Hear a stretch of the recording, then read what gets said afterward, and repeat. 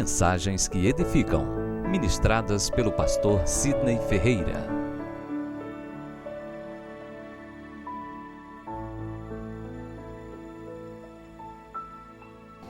1 Timóteo capítulo 3, versículo 14 e 15 diz o seguinte: escrevo-te estas coisas, esperando ir ver-te em breve, para que, se eu tardar, fiqueis ciente de como se deve proceder na casa de Deus, que é a igreja do Deus vivo, coluna e baluarte da verdade.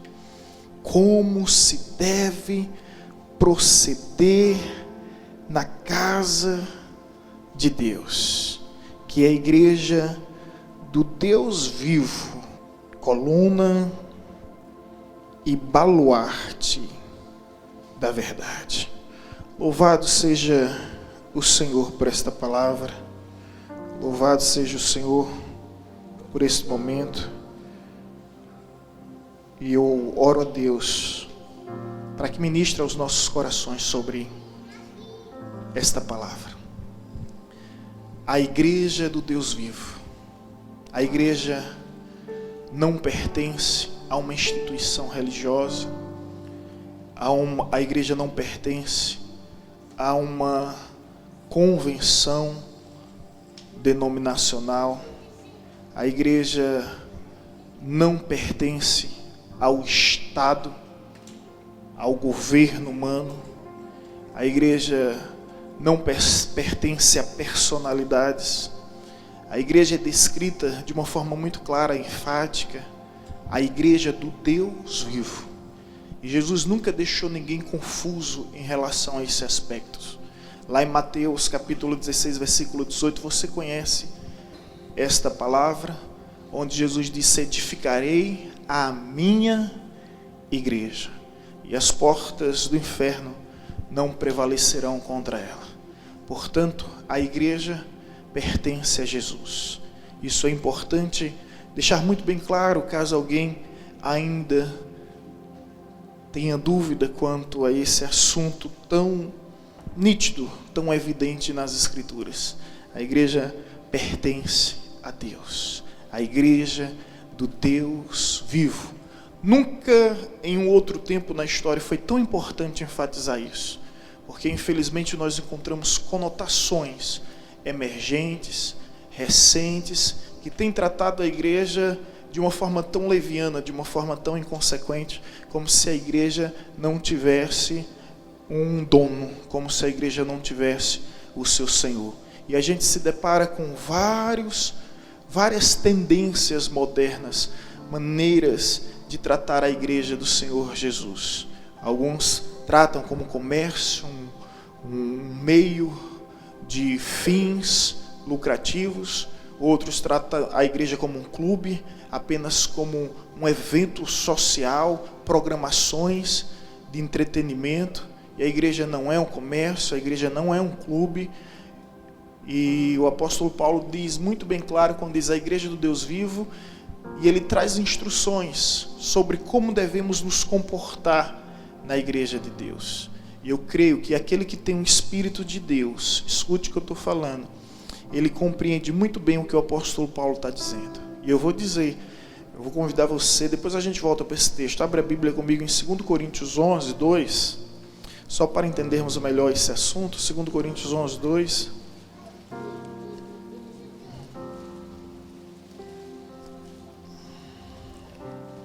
Segundo Coríntios, capítulo 11, versículo 2. Eu não sei quanto a você, meu irmão, mas isso é importante, que assim como havia esse sentimento no coração do apóstolo Paulo, que haja esse sentimento em mim e você. Que a igreja é do Deus vivo, e que existe sim uma conduta, existe sim uma postura para vivermos como igreja sendo igreja. Olha o que o apóstolo Paulo nos diz no versículo 2: porque zelo por vós como zelo de Deus, visto que vos tenho preparado para vos apresentar como virgem pura para um só esposo, que é Cristo. Permita-me contar uma experiência que eu tive há um tempo. Não é tão recente, também não é tão antiga. Onde, na realidade, duas experiências. Onde uma pessoa chegou para mim e disse, pensa, pastor, eu vejo que o senhor tem um certo ciúme do altar. E eu disse para essa pessoa, eu não sou noivo. Foi o que João Batista falou. Eu sou apenas o amigo do noivo. E como amigo do noivo, o meu compromisso é preparar a noiva, para que um dia a noiva possa se encontrar com Deus. E é essa consciência que João Batista tem, que eu tenho. O altar não é qualquer lugar. A gente sempre diz, é melhor o altar vazio do que o vazio no altar. Tem que ter vida para estar ministrando no altar. Deus não poupou a vida dos filhos do sumo sacerdote Arão, quando Nadab e Abiú apresentou fogo estranho diante de Deus. Deus não poupou a vida dos filhos do sumo sacerdote Eli, quando Ófine e Finéias não reverenciaram a Deus no altar. Todos eles pagaram com suas próprias vidas. E se Deus fez isso com os filhos do sumo sacerdote Arão e com os filhos do sumo sacerdote Eli, Ele pode fazer isso com os meus filhos, com os seus filhos. Portanto, todo cuidado, toda cautela em relação ao altar, porque o altar é algo realmente sagrado. É realmente algo sagrado. E o apóstolo Paulo vai nos dizer aqui o seguinte, porque estou zeloso de vós como o zelo de Deus. Ele está dizendo, o zelo que eu tenho no meu coração é o zelo que eu tenho de Deus. Então contei essa experiência. A outra experiência que eu tive, bem mais recente, foi quando uma pessoa veio e expôs uma situação e eu apresentei as minhas convicções, as convicções que tenho plena ciência que vem de Deus por meio da revelação da sua palavra. Essa pessoa olhou para mim e disse bem assim, pastor, eu oro a Deus para que Deus tire essa mágoa do seu coração. E eu disse a essa pessoa com todo amor, com todo cuidado, com todo respeito, eu disse, não é mágoa, mas você pode entender como mágoa. Alguns podem entender como ciúmes e outros até podem entender como ira. Mas deixa eu abrir meu coração para você. Isso chama-se zelo. E o zelo é baseado em convicções. E um homem movido por Deus, ele é guiado por convicções. Escute com muito amor. Ele não é guiado por sensações e emoções, mas por convicções. E essas convicções não são geradas por meio dos sentimentos humanos, mas por meio da revelação da palavra. Queria que os irmãos entendessem isso. Se eu tiver que escolher entre os meus sentimentos humanos e a revelação da palavra vai prevalecer. Se eu tiver que escolher entre minhas sensações relativas e minhas emoções subjetivas, em detrimento da convicção do que está escrito, o que está escrito vai prevalecer. E eu olhei para essa pessoa com muito amor, e eu disse, o que você chama de mágoa, alguns podem chamar de ciúme, outros de ira, ou qualquer outro nome, mas isso para mim é zelo. E o que é zelo? Cuidado. O salmista Davi diz, porque o zelo da casa do Senhor se o zelo da casa do Senhor não lhe consome, me perdoe, meu irmão. O próprio Jesus disse, o zelo da casa do meu pai me consome. O que foi que Jesus fez? Você conhece a história. Chutou o pau da barraca, expulsou os vendilhões do templo com um chicote na mão. Quem interpretou essa cena deve ter chamado Jesus de lunático. Deve ter interpretado como um surto psicótico neurótico. devem ter chamado ele de enciumado, enraivado, ou magoado, ou coisa do tipo, mas Jesus explica com uma só razão aquela situação que trouxe escândalo, constrangimento e vexame, não somente para os vendilhões do templo, mas para os fariseus religiosos e os seus próprios apóstolos que não entendiam o propósito de tudo isso. O zelo da casa do Senhor me consome. O zelo o que é consumir? É devorar. O zelo da casa do Senhor simplesmente me consome. E aí eu me deparo com essa palavra que diz o seguinte: porque estou zeloso de vós como o zelo de Deus. Meus irmãos, me preocupa a falta de zelo na igreja de hoje. Me preocupa a falta desse cuidado, desse temor reverencial. Me preocupa demais isso. Isso me preocupa demais. Porque um dia estaremos diante de Deus e nós vamos prestar conta de nossa vida. E nós vamos prestar conta de como nós nos procedemos da casa de Deus. Os orientais, eu tive a oportunidade de ir na Coreia do Sul, eles se escandalizam com o evangelho dos ocidentais. Um pastor veio pregar da Coreia do Sul no Brasil, ele ficou horrorizado com as conversas paralelas, com as pessoas que se levantam e vêm e se levantam mais de 2, 3 vezes durante o culto. E na concepção dos orientais, ele diz: esse povo não tem respeito ao Deus dele, ao Deus que eles professam. Porque a gente testemunha através dos nossos comportamentos, das nossas atitudes, do nosso procedimento, do nosso posicionamento. E eu falo com vocês, eu posso dizer igual o apóstolo Paulo, com o zelo de Deus. O meu zelo é o zelo de Deus. E infelizmente, muitos orientais preferem o hinduísmo, preferem o islamismo e preferem até mesmo o budismo, por uma única razão: eles encontram reverência.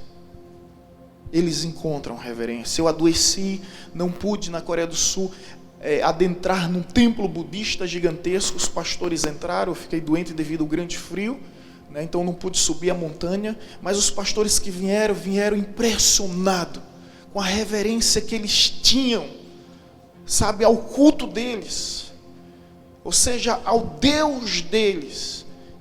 E quando se faz esse paralelo com a igreja evangélica, com a igreja cristã de modo geral, a gente percebe que falta essa reverência.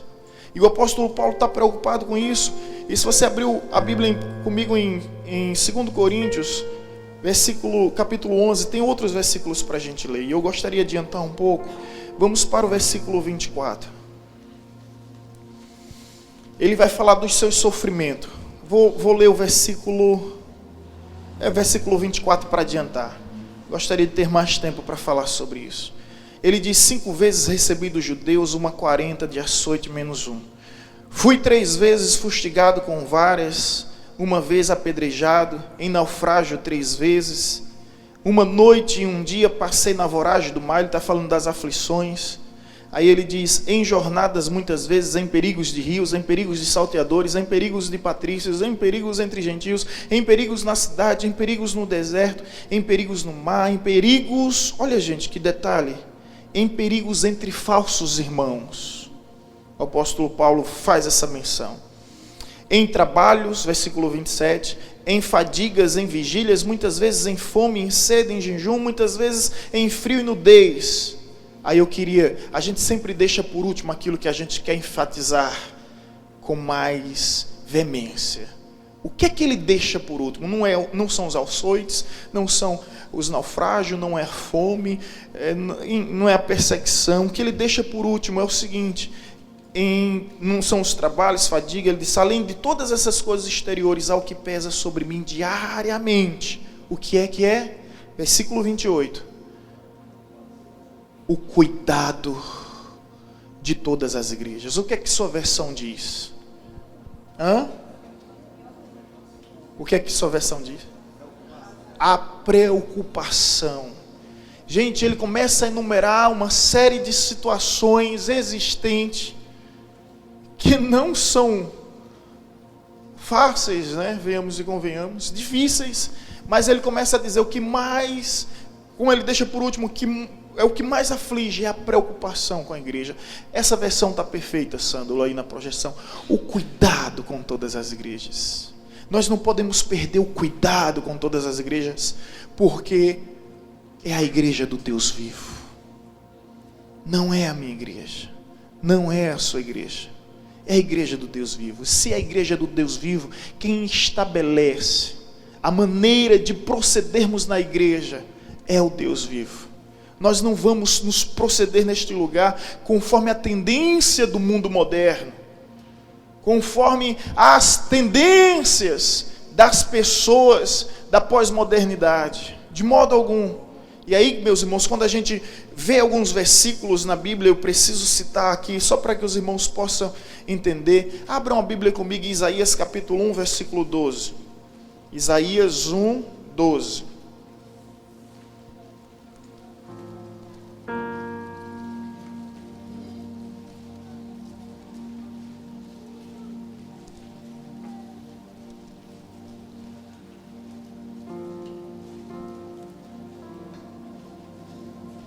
Amém?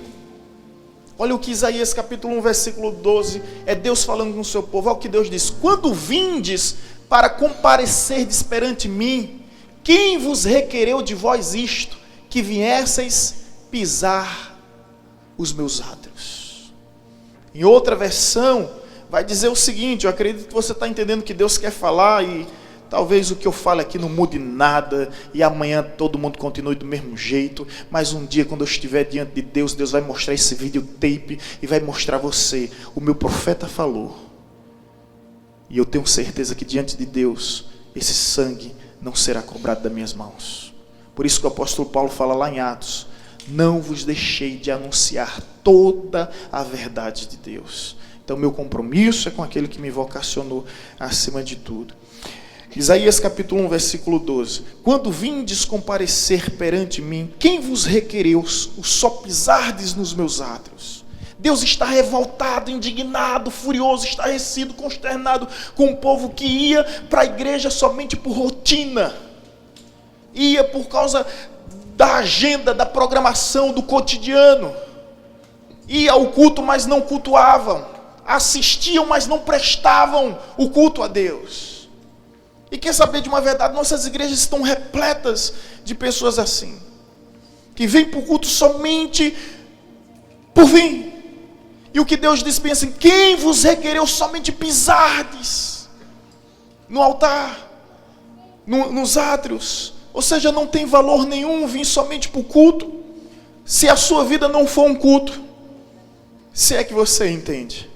O sacrifício tem que ser vivo, tem que ser santo e tem que ser agradável. Outra verdade, Eclesiastes capítulo 5, versículo 1. Abra comigo, por gentileza. Eclesiastes capítulo 5, versículo 1. Olha o que Deus diz: guarda o teu pé quando entrares na casa de Deus. Chegar-se para ouvir é melhor do que oferecer sacrifício de tolo, pois não sabem que fazem mal. Gente, que coisa séria. Guarda o teu pé, reverência. Quando fores à casa de Deus, porque chegar-se para ouvir é melhor do que oferecer sacrifício de tolo, pois não sabem que fazem mal. Você está vindo um culto somente por vir, você não sabe, mas você está fazendo mal. Sobretudo mal a si mesmo. Se você não tem aquela experiência de Moisés: tira a sandália dos teus pés, porque o lugar em que pisa é santo. Não é do seu jeito, é do meu jeito, não é da sua forma, é da minha forma. E o que Deus está querendo dizer aí é justamente: guarda os teus pés, tenha reverência, tenha temor quando entrares na casa do Senhor, porque chegar para ouvir, para aprender, para ser ministrado, para permitir ser ministrado, é melhor do que oferecer qualquer tipo de sacrifício. E se você não faz isso, você não sabe o mal que você está traindo sobre a sua vida, porque seu coração vai ficar petrificado, insensível à voz de Deus. E aí você começa a tratar o agir de Deus como algo comum, e não tem coisa pior do que isso, meu irmão. Quando você já perdeu a sensibilidade, Quando uma hanseníase espiritual aflige a sua vida ao ponto que você já não sente. E se você não sente, você não vibra. E você não dá um glória a Deus, você não dá um aleluia. E tudo se tornou tão comum, tão casual. E eu digo, meu Deus, o que é isso, Senhor? Me liberta desse mal, porque eu sei o que é isso. Na época do seminário eu vivi um momento semelhante a esse, que nada mais me tocava, que nada mais me movia. Eu me tornei um crítico terrível, quase que eu me perco. Se não fosse a graça de Deus, com certeza eu não estaria aqui. Tenha cuidado com isso, meu irmão. Sabe, uma coisa mais linda que existe é um novo convertido. Novo convertido se emociona com tudo, se alegra com tudo, chora com tudo, quer buscar Deus de toda forma, de todo jeito. Aí o tempo vai passando, o tempo vai se passando e tudo vai se tornando tão comum. E a Bíblia diz, se hoje ouvirdes a voz de Deus, não endureça o seu coração. E o coração vai ficando endurecido. E aí, meu irmão, aconteça o que acontecer aqui, ele não está nem aí. Ele não está nem aí. Não está nem aí, porque ele perdeu a sensibilidade espiritual. E a minha oração é que isso não aconteça em nosso meio, meu irmão. Que nunca isso aconteça, que a gente venha perder a sensibilidade de entender o tempo de Deus e o propósito de Deus. Mais um versículo, esse eu não vou mencionar, é Jeremias 48, 10. Quando Deus diz o seguinte, coloca por gentileza, Jeremias 48, 10. Deus diz, maldito aquele que fizer a obra de Deus relaxadamente. É pesado, né, gente? Maldito aquele que fizer a obra do Senhor negligentemente. E maldito aquele que vai dar o sangue à sua espada. Ou seja, meu irmão, você não é obrigado e Deus não vai te obrigar a fazer a obra dele. Mas se você se prontificou a fazer a obra dele, escute isso, irmão, em nome de Jesus.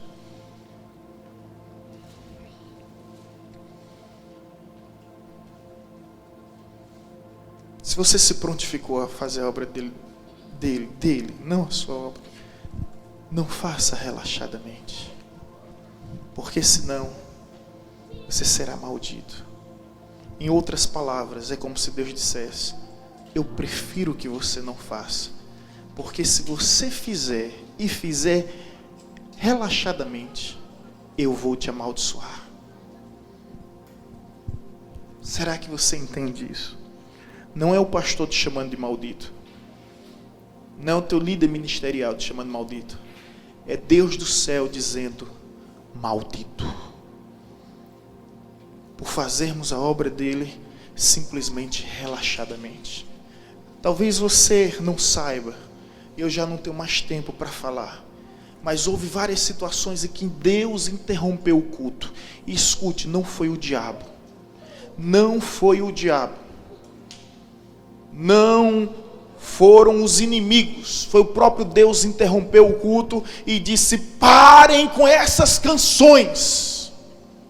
Eu já não suporto mais essas cantigas, essas ladainhas. O evangelista Reginaldo há muito tempo pregou sobre isso, onde Deus exorta o seu povo e diz, que culto é esse vosso?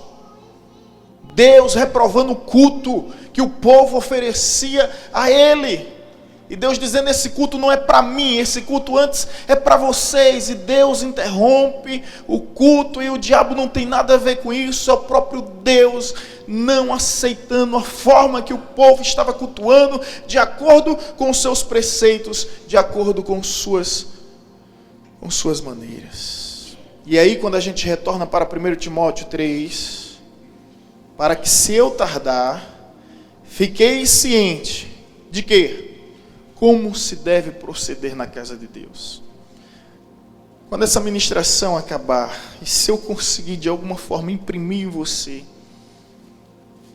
essa consciência de que existe um procedimento padrão, procedimento correto para vivermos na casa de Deus, eu estarei satisfeito. E eu gostaria aqui de pontuar. Primeira verdade, ordem e decência. 1 Coríntios, 14:40. Por gentileza, abram comigo.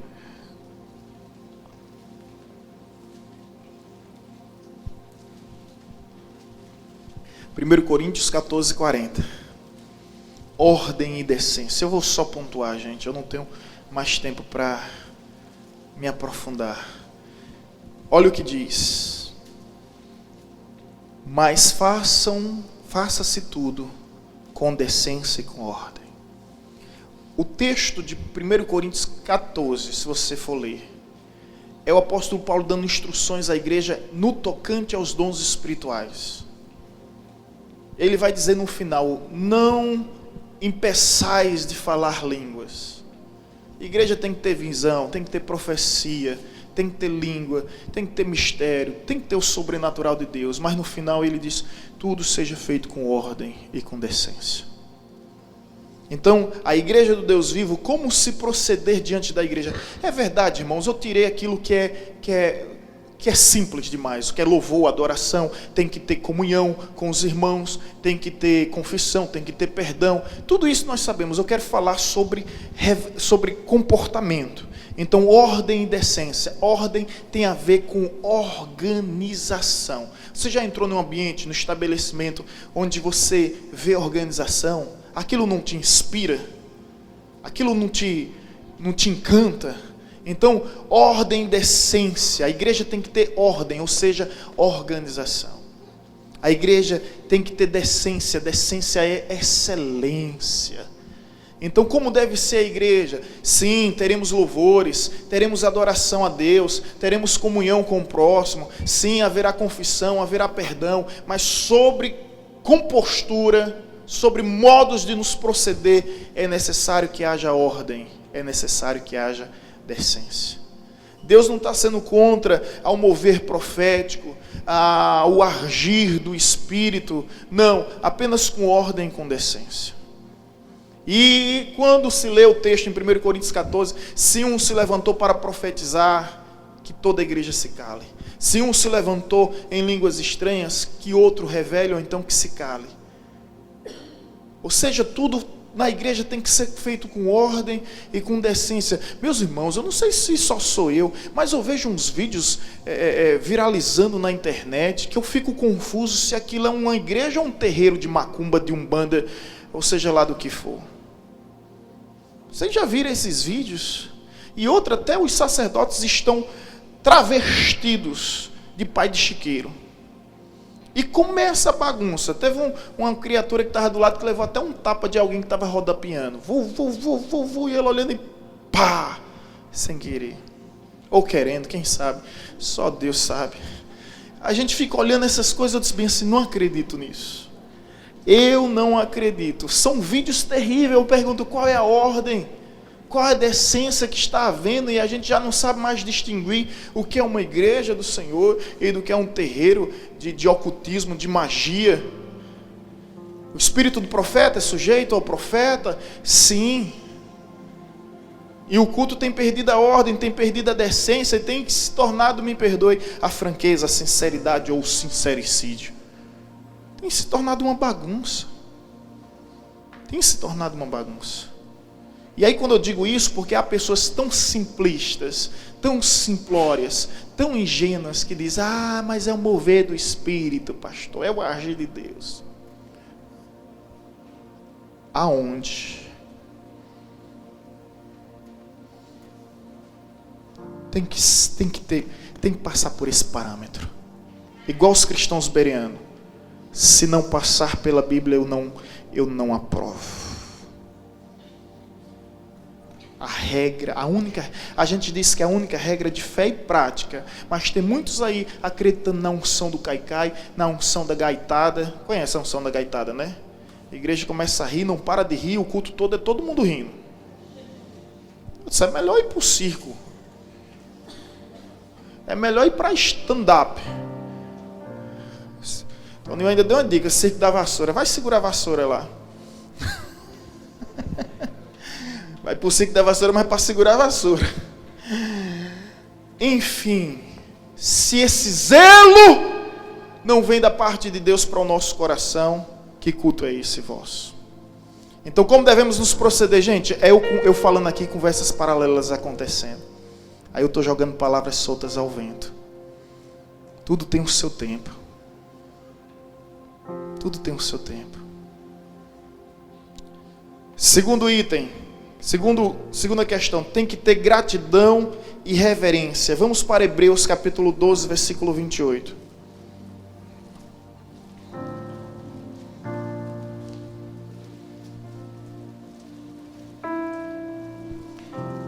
O culto tem que ter ordem, decência, tem que ter gratidão e reverência. Hebreus 12, 28. Por isso, recebendo nós um reino inabalável, retenhamos a graça pela qual sirvamos a Deus de modo agradável, com reverência e santo temor. O culto tem que ter gratidão e reverência.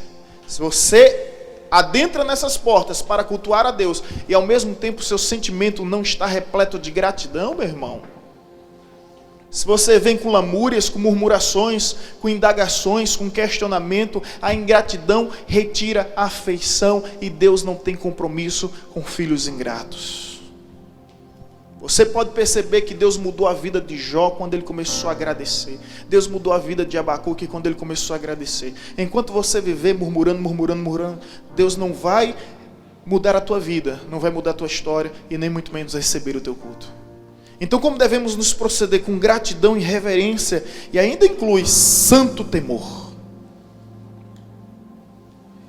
Ou seja, como nós devemos nos proceder na casa do Deus vivo. Ordem, decência, gratidão e reverência. Temor reverencial, respeito a Deus. Quando eu convido um não cristão para vir à igreja, minha mãe tem essa experiência. Ela uma vez convidou a namorada do meu irmão para vir à igreja. Lembra, minha mãe? Ela disse: eu vou, eu só não posso ir esse domingo, mas no outro domingo tenho certeza que eu vou. E minha perguntou: por que você não pode ir esse domingo? Porque eu tenho que comprar umas vestes adequadas para ir para a igreja. Reverência entre os gentios. Por isso que Jesus, em 2 ocasiões, ele olha para o centurião romano e olha para a mulher sírio-fenícia e diz: nem em Israel encontrei tamanha fé. Eu diria isso para essa menina: nem mesmo nas igrejas eu encontrei tamanho temor. Tenho que ter um vestimento adequado. Aí tem faltado reverência. Eu não quero me estender muito, mas a Bíblia fala sobre o pecado da sensualidade, da saliência, de despertar desejos nas pessoas.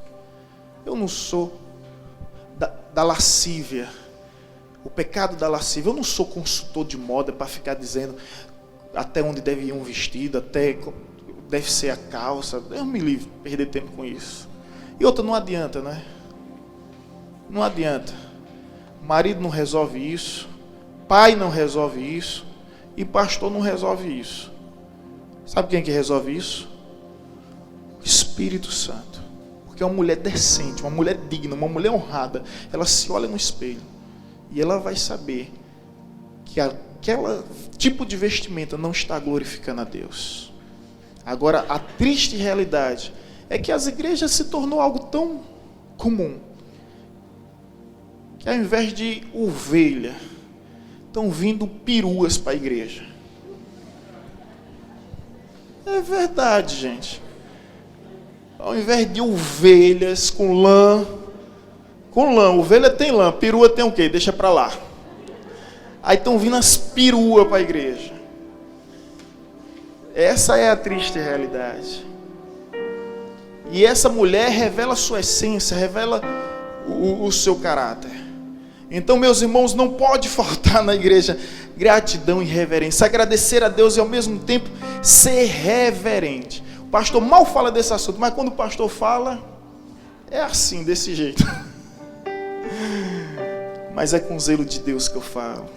E eu peço que você me interprete da melhor maneira, que é com temor e tremor e muito amor em minhas palavras. Mas é terrível, gente. É terrível essa situação. E eu pergunto, o que tem sido a igreja? Terceiro, obediência e submissão. Vamos para Hebreus 13, 17. Hebreus capítulo 13, versículo 17. Como devemos nos proceder na casa de Deus, a igreja do Deus vivo? Em primeiro lugar, ordem e decência. Segundo lugar, gratidão e reverência. Terceiro lugar, obediência e submissão. E o versículo 17 vai dizer: obedecei aos vossos guias e sede submisso para com eles, pois velam por vossa alma, como quem deve prestar contas, para que façam com alegria e não gemendo, porque isto não aproveita a vós outros. Escute as expressões: obedecei, está lá, e depois submisso. Então, obediência e submissão. Quer obedecer a Deus, irmão? Obedeça a seus líderes. Quer se submeter a Deus, irmão? Se submeta a seus líderes. Isso é evangelho, irmão. É negar a si mesmo. Não são os padrões do mundo que vão ditar regras e normas em nosso meio, mas é a revelação que vem do alto. Então, obediência e submissão. Como eu devo me proceder? A igreja não é de qualquer forma. Tem ordem, tem decência. Tem que ter gratidão e reverência. Tem que ter obediência e submissão às autoridades que foram constituídas por Deus. Tem que ter. Eu me recordo muito bem quando o pastor Edésio, que foi meu pastor, fez o meu batismo. Eu fui ao seminário no seu tempo. Ele esteve visitando a igreja. Sabe o que foi que eu disse? Foi uma surpresa para mim. Era dia do pastor. Já faz uns 8 anos. Foi uma surpresa olhar e encontrar ele naquela diagonal. Eu disse: dia do pastor. Eu disse: todos vocês me conhecem aqui como um pastor, mas há uma pessoa que me conhece como ovelha, que durante 5 anos foi meu pastor. Ele está ali, é Décio Francelino. Pergunte a ele quem foi o pastor Sidney, quem foi a ovelha Sidney. Pergunte a ele se algum dia eu desonrei, se algum dia eu me rebelei, se algum dia eu ofendi. Escute agora isso: a unção que você respeita é a unção que você atrai. É a unção que você respeita, é a unção que você atrai. E eu fiz isso porque eu entendi que essa é a vontade de Deus. E eu queria apresentar isso para os irmãos. Quando o apóstolo Paulo diz: olha, se eu me tardar, vocês devem saber como se procede. Obedecei. Sejam submissos. Mas pastor, e quando o meu líder não tem chamado, não tem unção, não tem vocação? Siga os passos de Samuel, que serviu Eli, e Eli já não tinha mais graça da parte de Deus. Mas pastor, siga os passos de Davi, que serviu Saul, quando Saul já estava reprovado por Deus. É Bíblia, meu irmão. É palavra de Deus, é palavra de revelação, é palavra de direção da parte do Senhor. Obedeceis, sejam submissos. E quando a Bíblia nos diz em 1 Pedro 5,5, deixa eu acrescentar somente esse versículo para enriquecer ainda mais essa fala. 1 Pedro 5,5. Olha só o que vai dizer. Escuta isso. 1 Pedro 5,5. Rogo-vos igualmente aos jovens. Está na Bíblia, viu? Está na Bíblia. Rogo-vos igualmente, sede submisso aos que são mais velhos. Outro no trato de uns com os outros. Cingi-vos de toda humildade, porque Deus resiste ao soberbo, contudo aos humildes concede a sua graça. Jovens, seja submisso aos mais velhos. Chegou na igreja, você vai ter que respeitar Januário, meu irmão. Sendo Luiz ou não, Luiz respeite Januário. Chegar na igreja tem que respeitar Januário, tem que respeitar Gisélia, tem que respeitar Reginaldo, tem que respeitar. Gostou, Reginaldo? Tem que respeitar. Tem que respeitar Juraci. Tem que respeitar Juraci, meu irmão. E mexeu com Juraci, mexeu comigo.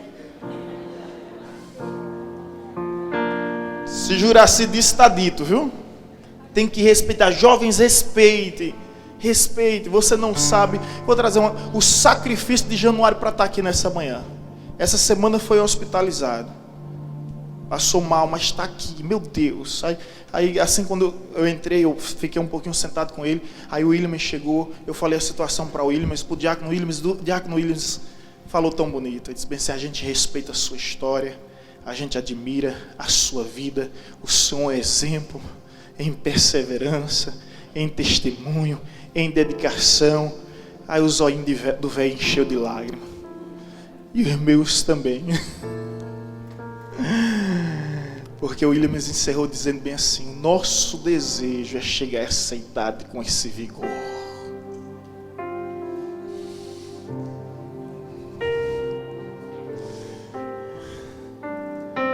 Os anciãos ainda darão fruto, é o que a palavra de Deus nos diz.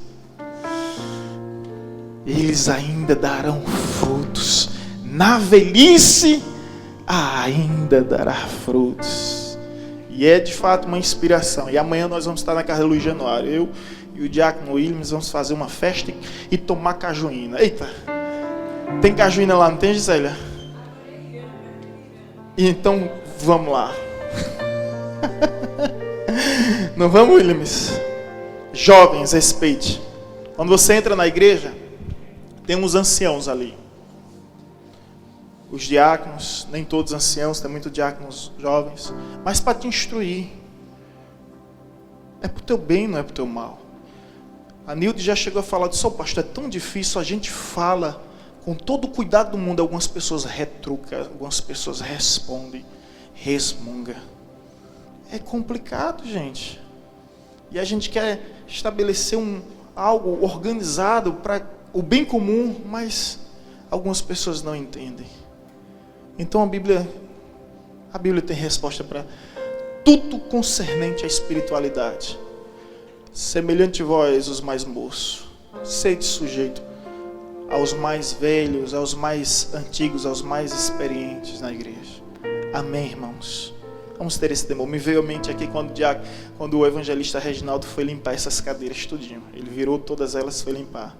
Ele veio com uma lata enorme de chiclete encontrado debaixo dessas cadeiras. Eu disse: nem no Carlina, no Polivalente, no Benjamin, no Ciepa, por onde eu passei, tinha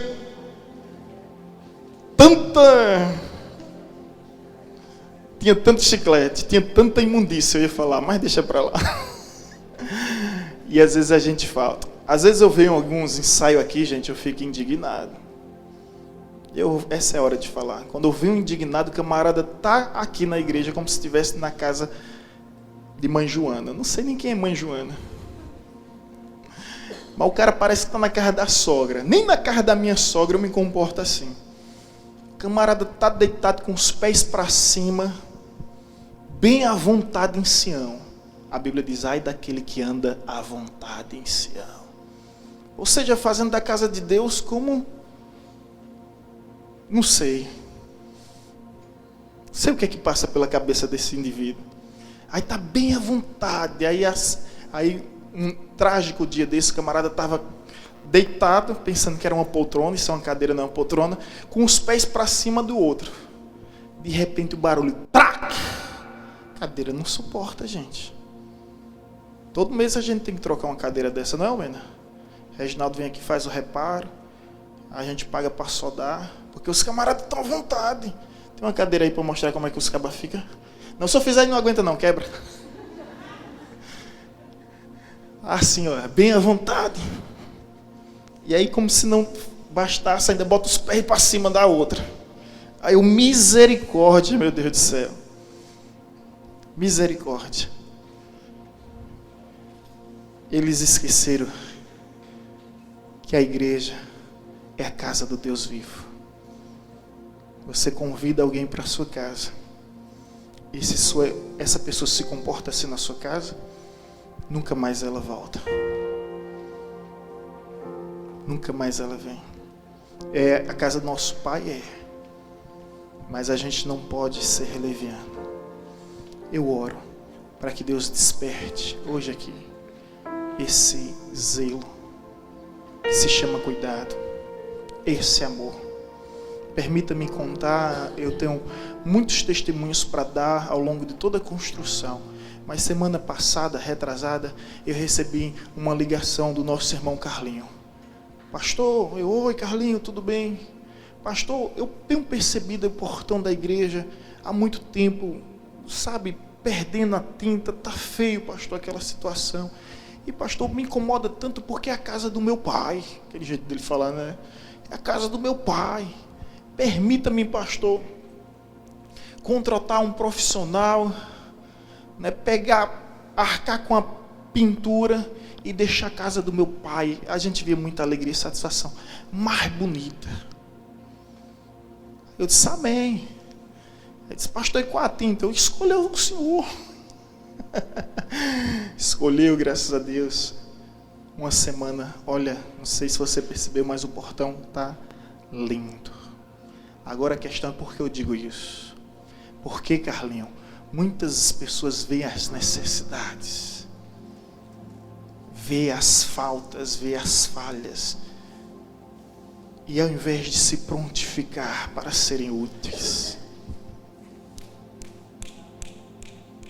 desce a lenha e falam, e começa a falar, olha que coisa, que absurdo, olha que não sei o que, será que ninguém vê tal?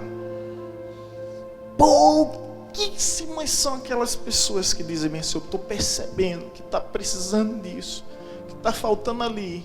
Ei, não é a casa do pastor, não. É a casa do Deus vivo. E esse Deus vivo é o meu Pai. E se eu sou filho, eu vou ter prazer de cuidar da casa do meu Pai. Há um rapaz de Valência, eu esqueci o nome dele, se alguém me lembrar, isso há tantos anos, uns 10 anos, ele fazia engenharia aqui na UNEB. Lembra do nome dele? E aí vinha aqui para Juraci e dizia bem assim, deixa eu te ajudar a limpar a igreja. Lembra, Juraci, disso? André. É André mesmo, né? Não é o irmão dele não, né? Que tinha... Ah, era André mesmo.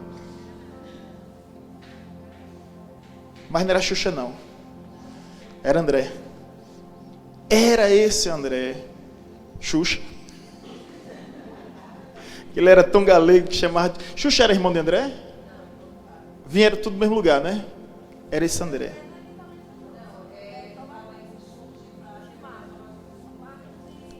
Vocês têm ele nas redes sociais? Ele está atuando nessa área de engenharia, né? Ok. Então é isso, Mônica, muito bem lembrado, era o André. Ele vinha aqui estudando de coisa, e sabe o que é que ele pedia? Deixa eu lavar o banheiro. Deixa eu lavar o banheiro. E lavava o banheiro. A gente conheceu um camarada fazendo doutorado na Alemanha, também esqueci o nome desse rapaz, mas a história eu não esqueço, o testemunho eu não esqueço, o legado se é perpetuado. Terminou o culto, ele disse bem assim, pastora, amanhã eu venho que horas? Aí ela disse, você veja o melhor horário. Aí quando ele saiu, disse bem, sabe o que é isso, pastor? Se prontificando para vir lavar a igreja e lavar o banheiro da igreja. Você está fazendo doutorado aqui. E tem um coração de servo. O prazer de servir. Qualquer coisa que você faz na igreja de Deus não é desmérito. Agora, se você pensa que servir a Deus é vir com um CDzinho de playback e dizer, bota aí que eu vou servir a Deus, pastor. Me dê uma oportunidade por servir a Deus. Conheci criaturas assim, que só pensava que servir a Deus era colocar o playback. Isso há muito tempo, né, gente? Isso mal acontece hoje. E cantar. E pensa que servir a Deus é só cantar, tocar, e esquece que levita é muito mais do que isso. O sentido da palavra levita é aquele que serve. Meus irmãos, eu não alcancei a estatura de um varão perfeito. Assim como disse o apóstolo Paulo. Mas eu tenho um alvo. E eu corro para esse alvo.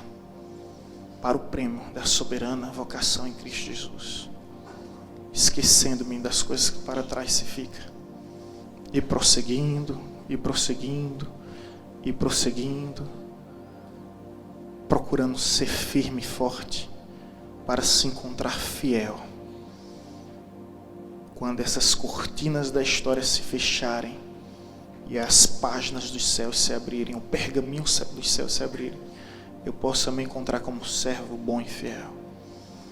Não quero dizer aqui aos irmãos que eu não sou perfeito, mas eu procuro ser zeloso. Não para mim vai descer, mas por entender que o Deus que eu sirvo é um Deus zeloso. E a Bíblia nos diz que esse mesmo Deus, no mesmo contexto, é fogo consumidor.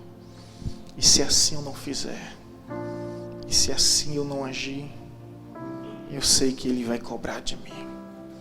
Portanto, recebam não só minhas palavras, mas me recebam com discernimento, com direção que vem da parte de Deus. E outra, me ajudem a fazer da evangelizadora uma igreja viva que pertence ao Deus vivo. Se eu nunca lhe disse isso, e se você nunca ouviu isso de mim, essa é a hora. Eu preciso de você, meu irmão. Eu preciso de vocês. E nós, todos nós,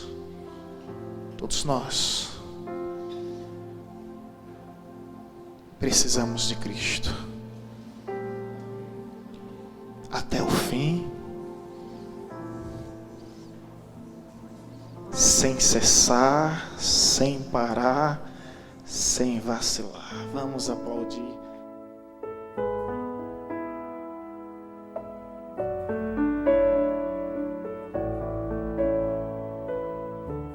Você acabou de ouvir uma mensagem ministrada pelo pastor Sidney Ferreira, da Igreja Batista Evangelizadora.